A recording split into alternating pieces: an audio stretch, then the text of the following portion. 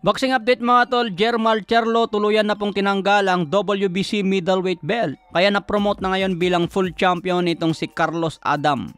So wala na pong titulo itong si Jermall Charlo sa middleweight. Matapos mahuli si Jermall Charlo, naglabas agad ng statement itong WBC. Tinanggal na ng tuluyan ang kanyang WBC belt. Matatandaan mga tol, binabalak ni Jermall Charlo na kalabanin si Canelo ngayong September. Matagal nang nag-aabang ng big fight si Jermall Charlo pero inunahan pa siya ng kapatid na si Jermell na galing sa light middleweight. Target nga po ng kambal na ito na labanan si Canelo para malaki sana ang bayad. Pero itong si Jermall, ewan ko kung mapapalaban pa ito kay Canelo eh. Kasi yung market kay Jermall Charlo at Canelo mukhang mahina na eh. Hindi na mabenta sa mga fans, hindi tulad ng dati noong nandun pa sa middleweight si Canelo. Pero ngayon malayo na talaga si Canelo. Kaya hindi na mabenta ang laban niya kay Jermall Charlo. Lalo na pinulbos na ni Canelo itong kapatid niya na si Jermell.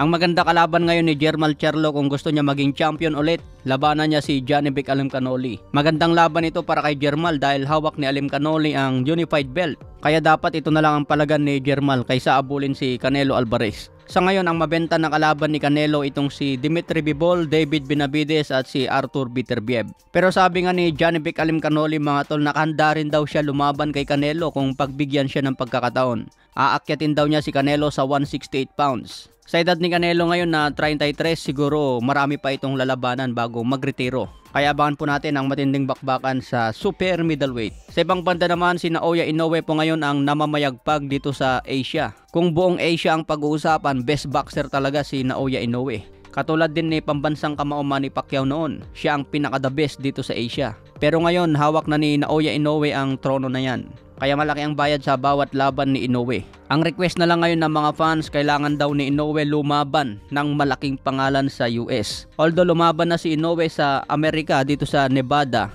hindi naman kasi malaki yung kinalaban niya dyan eh. Ang tinalo lang niya dyan si Jason Moloney at isong si Michael Dasmariñas na kababayan natin. So hindi sila kabilang sa malalaking pangalan na magbenta ng pay-per-view.